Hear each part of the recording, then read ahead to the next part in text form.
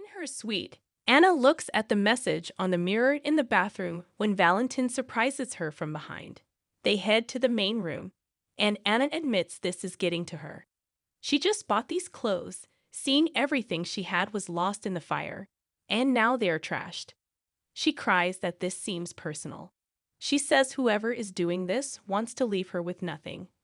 Valentin worries it's more, that the message was a direct threat. Anna notes this person has had ample opportunity to kill her. She says this doesn't look like Pikeman or the WSB.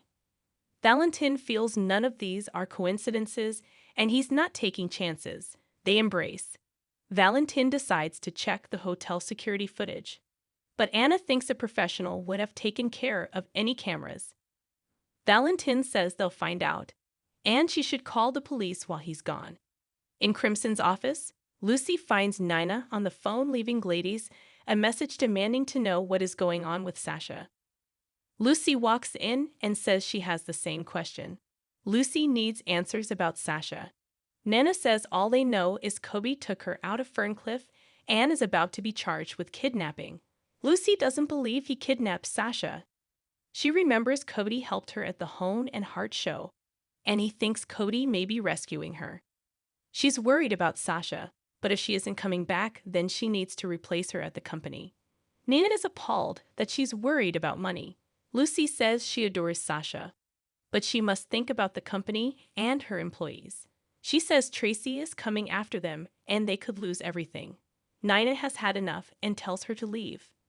Valentin appears looking for Nina's help.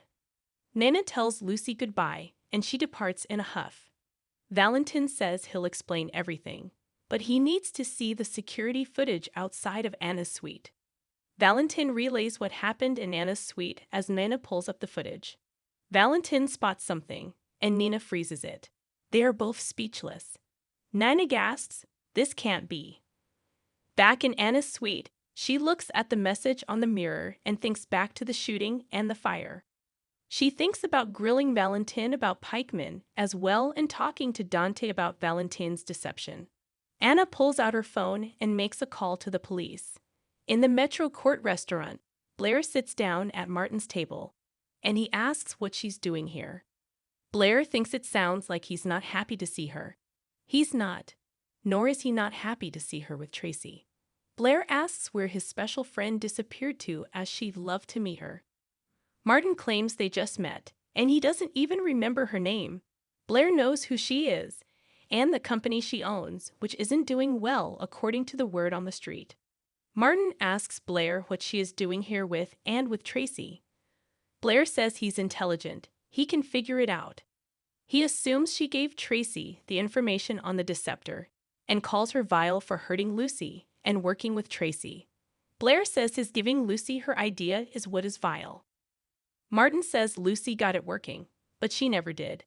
Blair blasts him and says Lucy never would have come up with the idea on her own, and now they will pay dearly. Martin asks what as it's Lucy's being sued. Blair reminds him she's paying him the alimony. He says perhaps she shouldn't have jumped into the sack with David Vickers. Blair reveals when Lucy loses deception, he'll have to marry her to make her happy, and then she won't have to pay him another dime. Martin asks what she's talking about.